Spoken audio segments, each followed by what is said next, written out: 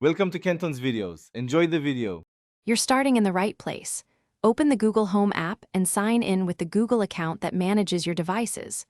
Once done, check your phone is on the same Wi-Fi network as the home speaker or display so device settings load. If prompted, allow location and Bluetooth for discovery. Next, tap the profile icon or settings gear to access account controls. This sets up access to the account level options where passwords and linked services live.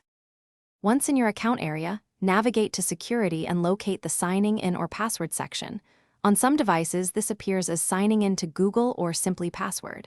You'll be asked to verify identity, enter your current password, and complete two-factor authentication if it's enabled.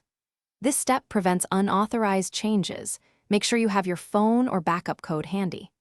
After verification, choose Change Password, enter a new strong password twice, and confirm to proceed. After saving your new password, sign out and back into Google Home and any linked services so devices refresh credentials. Make sure password managers and shared household accounts are updated to avoid connection issues. If a device won't reconnect, restart the device, toggle Wi-Fi, or clear the Google Home app cache. That often resolves sync hiccups. If you're blocked by verification, use Google's account recovery flow or check backup codes. Thanks for watching. Consider subscribing if we helped you.